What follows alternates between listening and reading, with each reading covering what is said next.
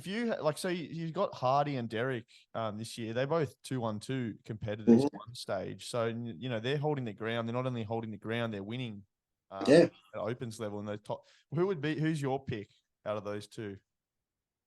You'd probably Derek.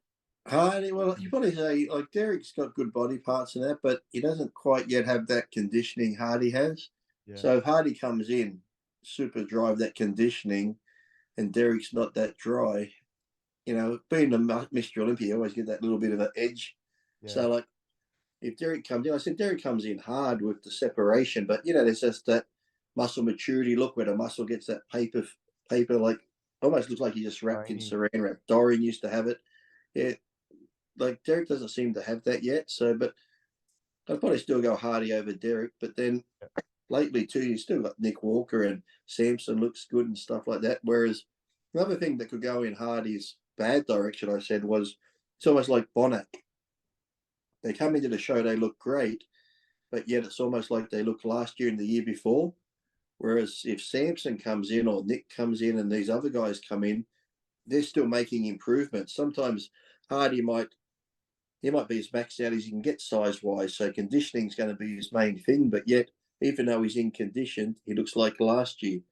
Now, they're going to remember Samson from last year. Now, if Samson comes in bigger and harder, like, wow, he's improved. So sometimes that can go for the other person as well, because we can see you've made improvements. Even though you look good, Hardy, you still look the same. This guy's improved. So sometimes that can put him over other people. That's why it seems like Bonac still looks good, but he's moving down because there's other people making improvements and moving up. So, okay. And if we had like a fantasy matchup, that's not going to happen. But if you took a Bumstead and an Arnold, you put them together.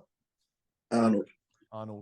Yeah, like I said, I've seen Arnold in person and stuff, and in photos they can do a pose and you think, oh, Bumstead's got him, but in real life when they're standing side by side, Arnold just had that massive chest and a big back. And like I said, as good as Bumstead is, Arnold would still crush him. So it's always like sometimes when you see these, where they do those pages, who's better? And like I said, somebody who could be just the lighting's different on stage. One person's closer to the camera. And I've seen it before, then I'm thinking, okay, that looks close in a photo, but I've seen these two in person, and trust me, there's no comparison in person. So. And it's hard to compare. There's so many variables, isn't there? There's social media, photography and media these days, and as you're saying, different equipment. Obviously the old school. Oh shit! I can take photos of myself. I can sit there, roll my sleeve up on different angles and sit there like this and go, "Holy fuck! Look at that arm! It's big as anything." I can take poses and go, "Lee can win a show." Now, if Lee got on stage, you'd be like, "Fuck Lee, you look shit."